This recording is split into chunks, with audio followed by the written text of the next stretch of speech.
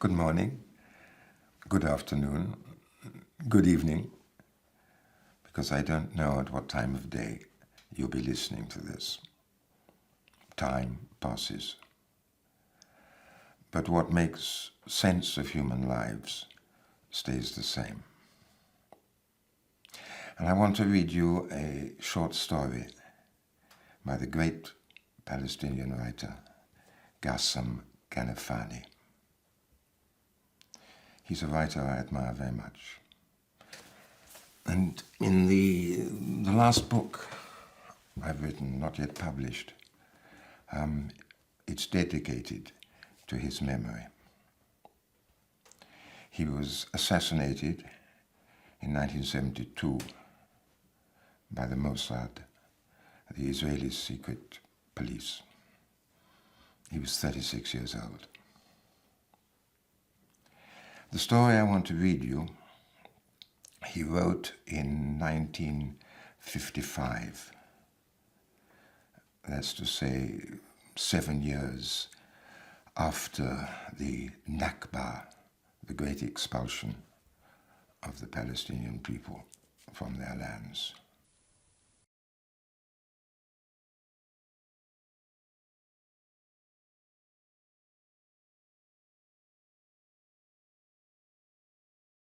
Dear Mustafa, I have now received your letter in which you tell me that you've done everything necessary to enable me to stay with you in Sacramento. I've also received news that I have been accepted in the Department of Civil Engineering in the University of California. I must thank you for everything, my friend.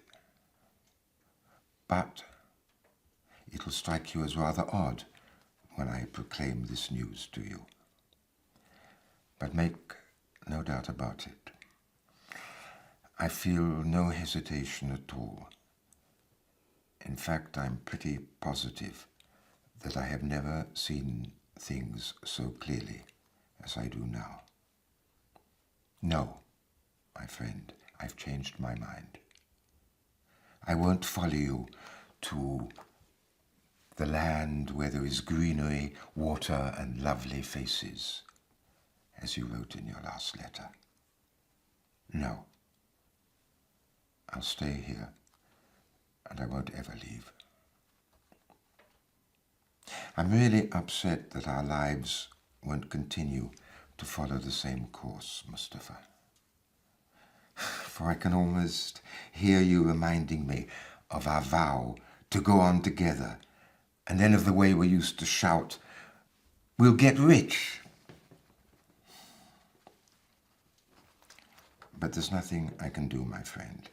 Yeah, I still remember the day when I stood in the hall of Cairo Airport, pressing your hand and staring at the frenzied motor of the plane.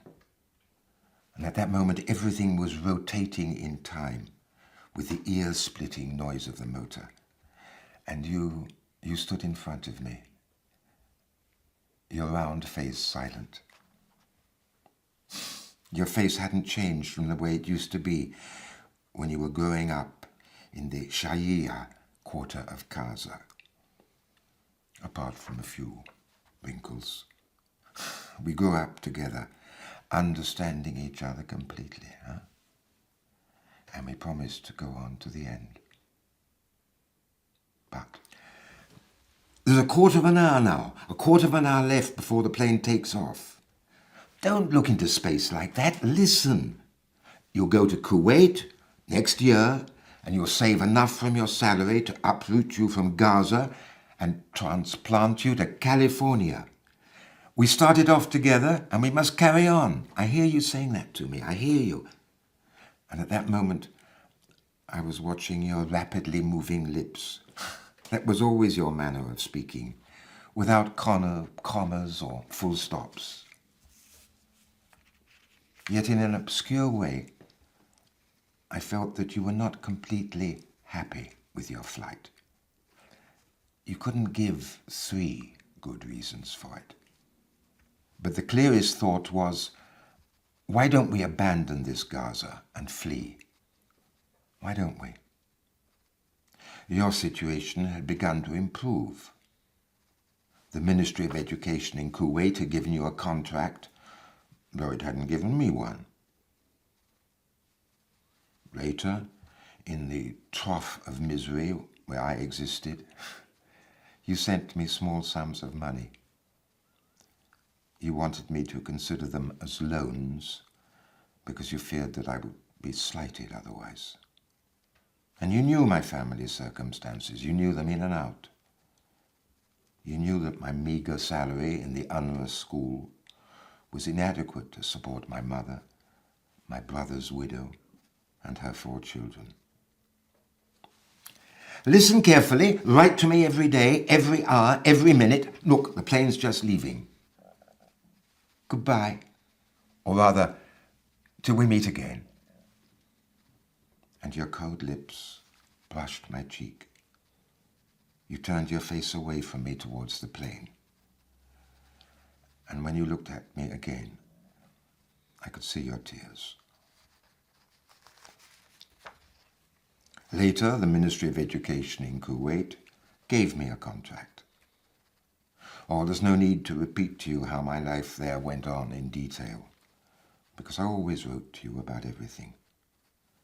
My life there had a gluey, vacuous quality, as though I were a small oyster lost in oppressive loneliness, struggling slowly with a future as dark as the beginning of night, caught up in a rotten routine, a spewed out combat with time. Everything was hot and sticky.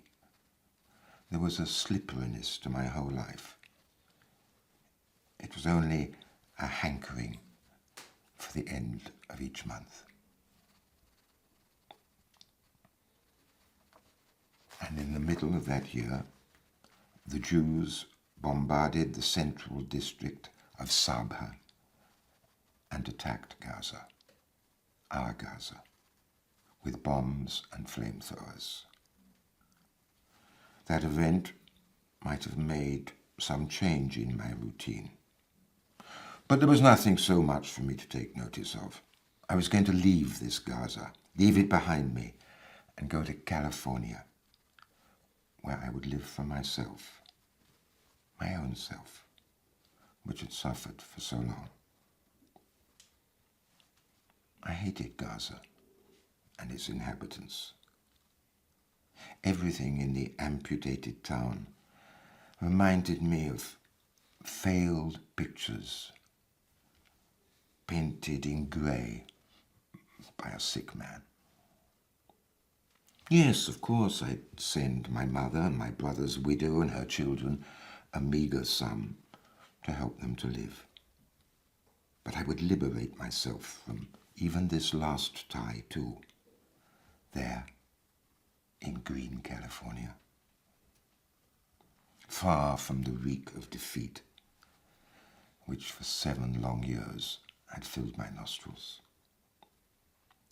The sympathy which bound me to my brother's children, their mother and mine, would never be really enough to justify my tragedy in taking a perpendicular dive. It mustn't drag me any further down than it already had. I had to get out. You know these feelings because you've really experienced them. What is this ill-defined tie we had with Gaza, which nevertheless blunted our enthusiasm for flight? Why didn't we analyze the matter such a way as to see its clear meaning? Why didn't we leave this defeat with its wounds behind us and then move on to a brighter future which would give us deeper consolation? Why? We didn't exactly know. When I went on holiday in June, and assembled all my possessions, longing for the sweet departure, the start towards those little things which give life a nice, bright meaning. I found Gaza just as I had known it, closed, like the introverted lining of a rusted snail shell, thrown up by the waves on the sticky, sandy shore near the slaughterhouse. This Gaza was more cramped than the mind of a sleeper in the throes of a fearful nightmare, with its narrow streets, which had their peculiar smell, the smell of defeat and poverty, its houses with their bulging balconies, this Gaza. Yet what are the obscure causes that draw a man to his family, his house, his memories, like a spring draws a small flock of mountain goats? I don't know. All I know is that I went to my mother's house that morning.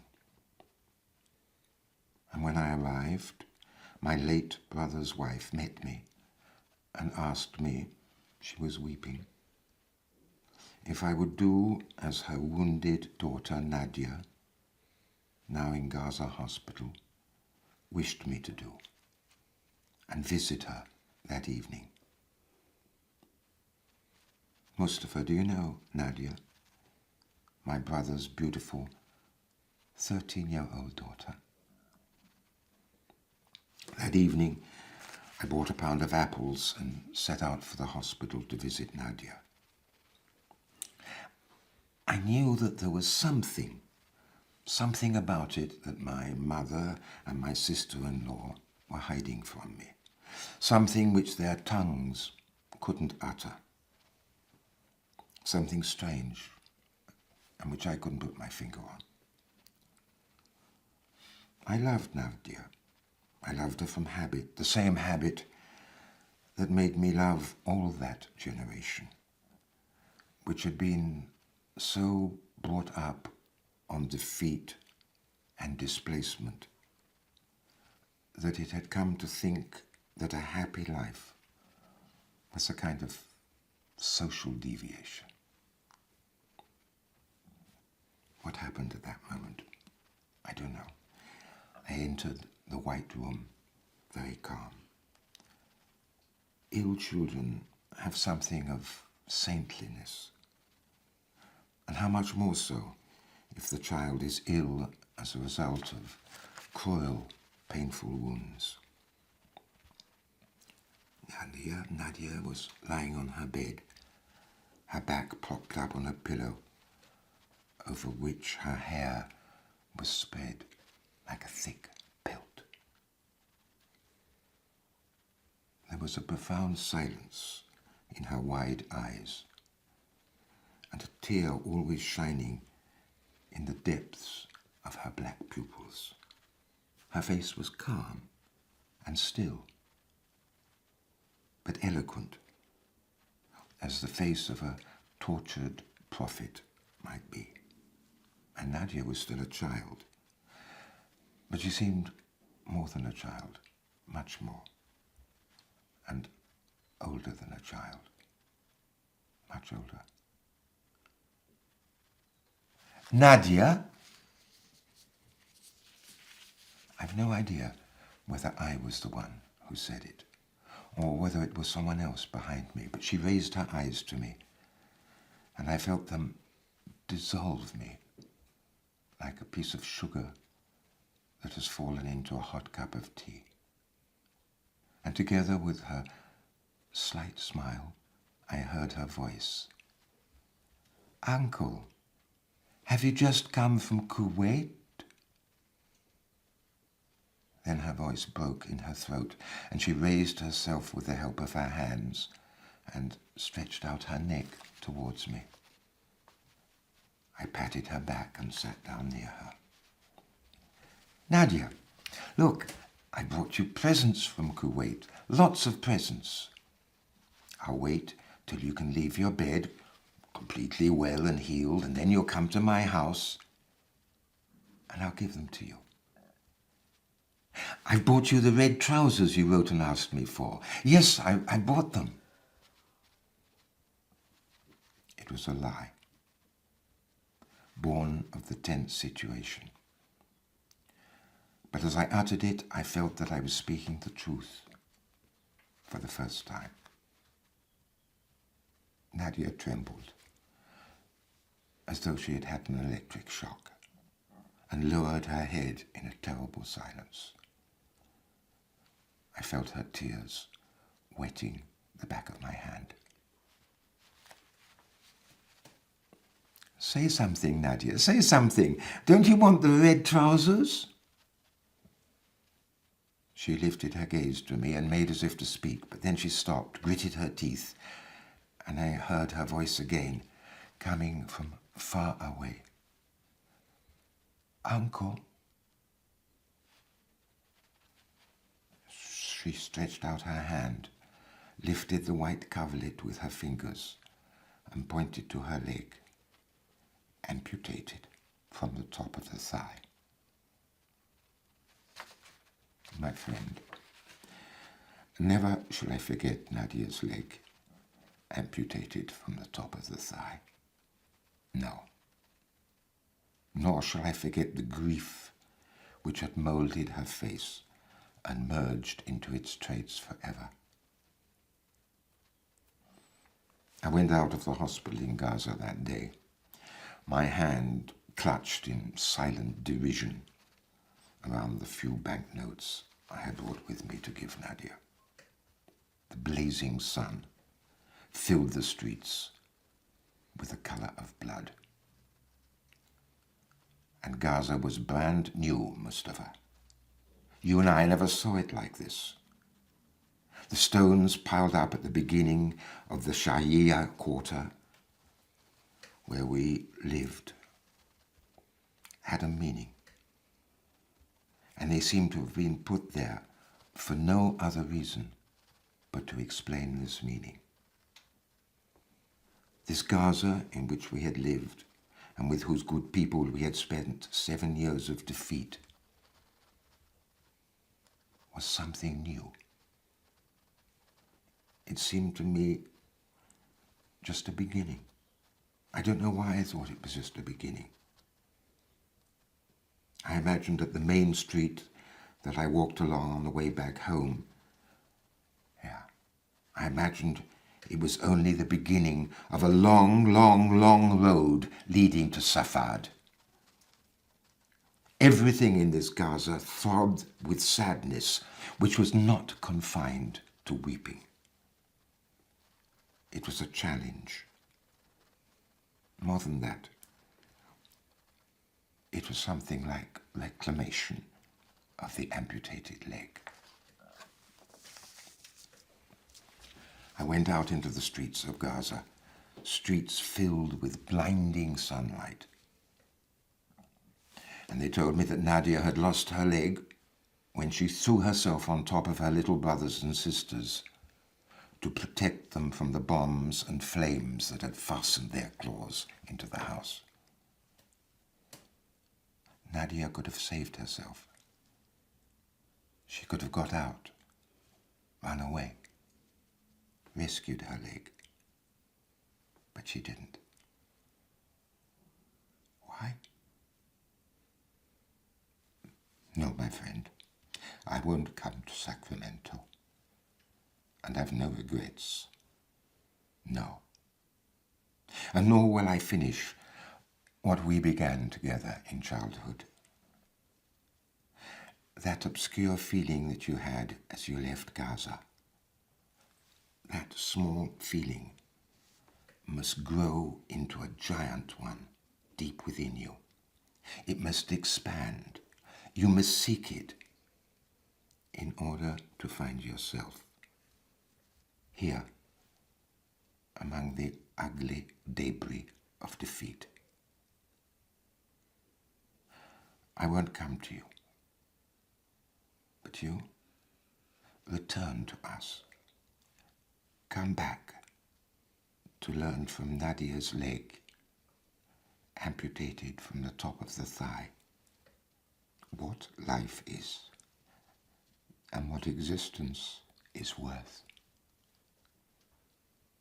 Come back, my friend. We're all waiting for you.